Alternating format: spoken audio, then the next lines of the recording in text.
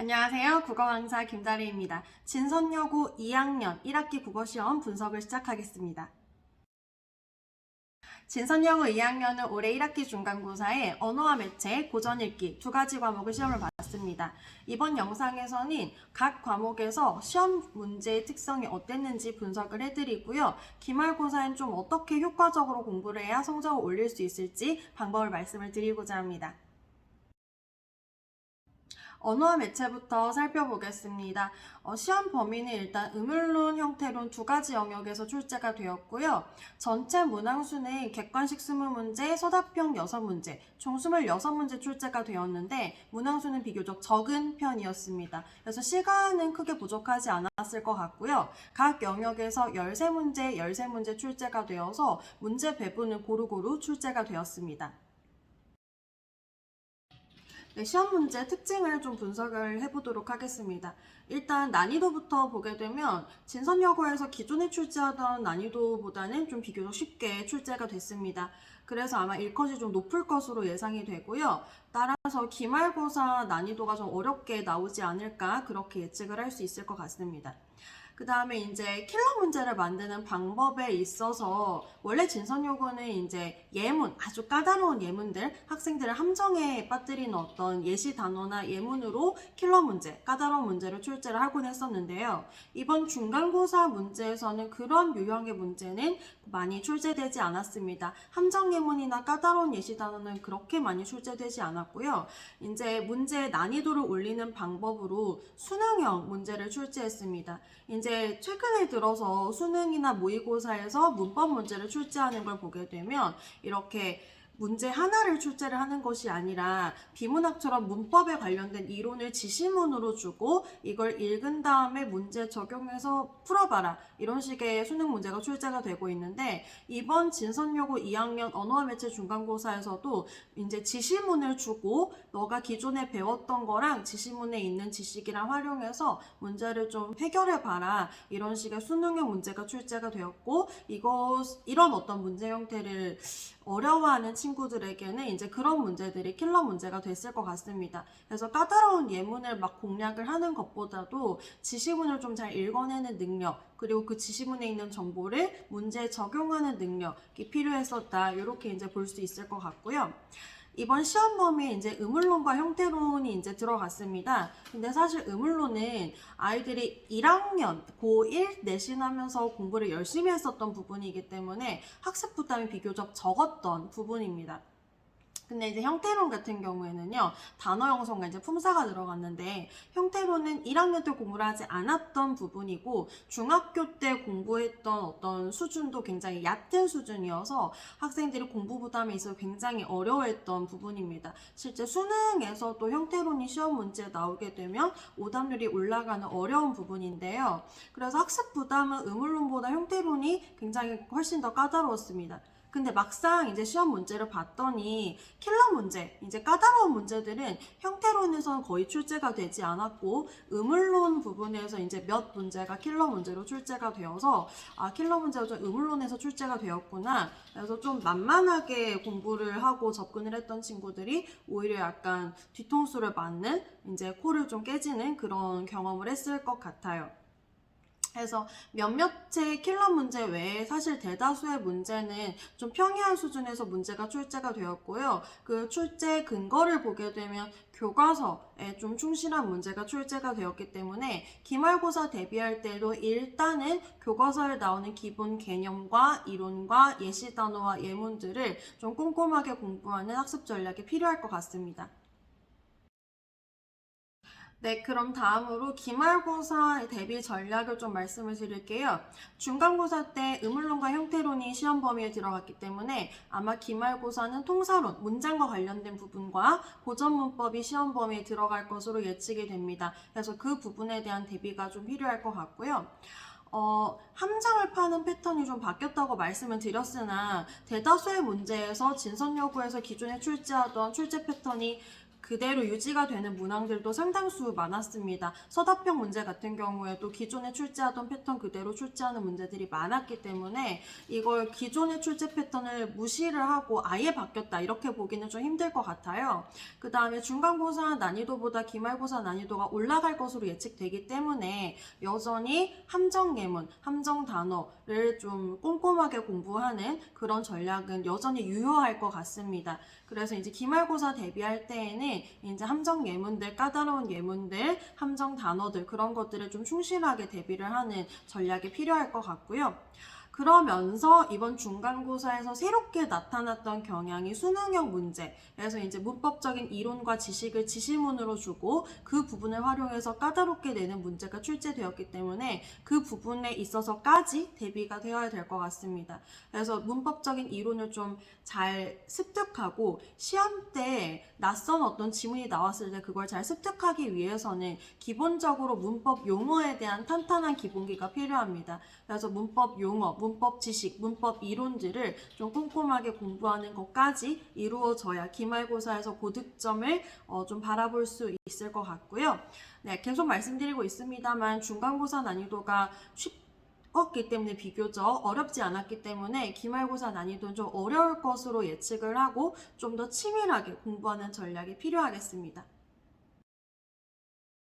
네, 그 다음은 고전읽기 좀 설명을 드려볼게요. 이번 고전읽기 과목에서는 올림포스 고전문학이 부교재로 들어갔고요. 시험 범위에는 고대 가요부터 향가 해서 대부분 고전시가가 들어갔었고 한시까지 들어갔습니다. 그 다음에 이제 조신설화라고 하는 설화가 한 작품 들어갔었는데 거의 대부분 시가에 치중되어 있었다. 이렇게 보시면 될 것 같습니다.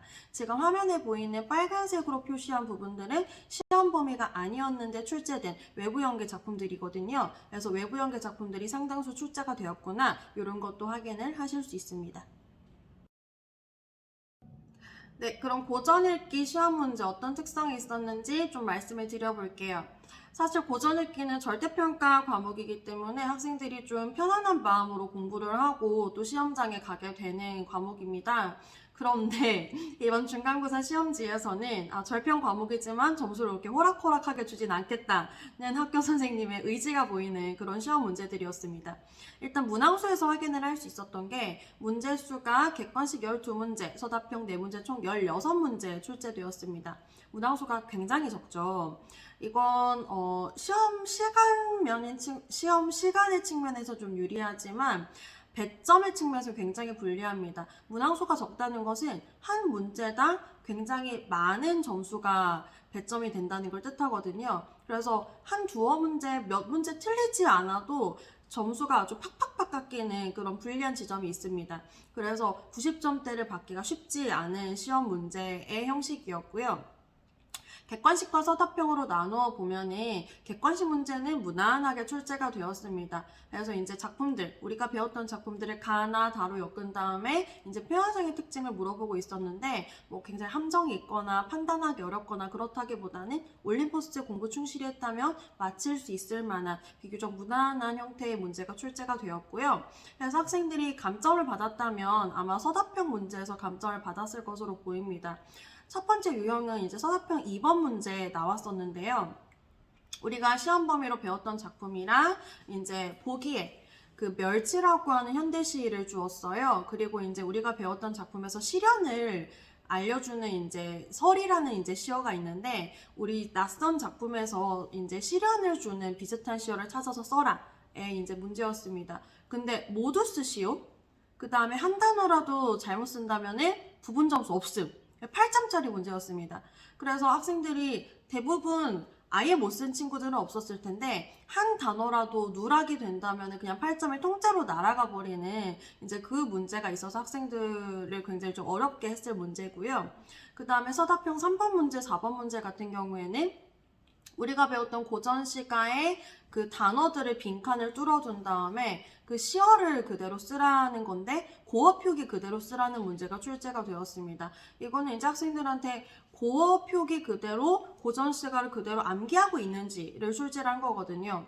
사실 그 본문에 빈칸을 뚫고 본문에 들어가는 단어를 그대로 쓰라 하는 문제는 진선여고 시험 스타일이긴 합니다. 그래서 1학년 때부터 아이들은 봐왔기 때문에 시험 스타일 어느 정도 적응은 했을 것이나 그래도 고어 표기 그대로 외워서 쓰게끔 하는 문제가 서답형 3번, 4번 두 문제나 출제가 되어서 아마 학생들이 거기서 많은 감점을 받아왔을 것 같습니다.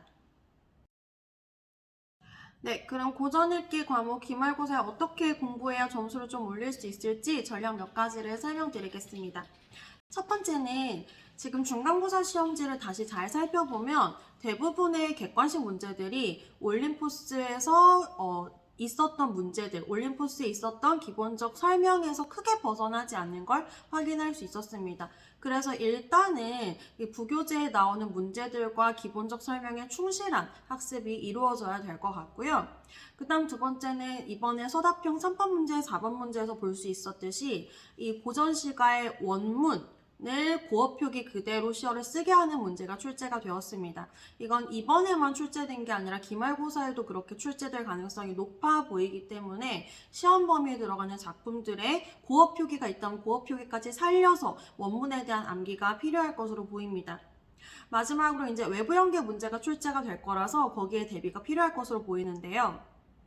외부 연계 작품들을 보면 예측이 어느 정도 가능한, 예측이 되는 작품들도 있었지만 예측이 사실상 어려운 이번 시험 범위에 들어가는 작품들과 좀 거리가 먼 작품들도 출제가 되었습니다.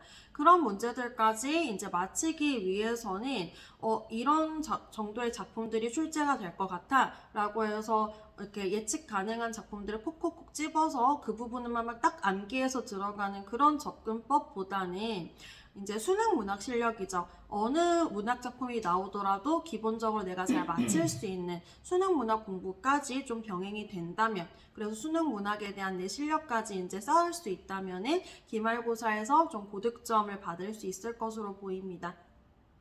분석지 설명드리면서 이제 영상을 마무리하려고 해요. 제가 매 수업할 때도 그렇고 매 시험 볼 때마다 학생들한테 항상 강조하는 게 있습니다.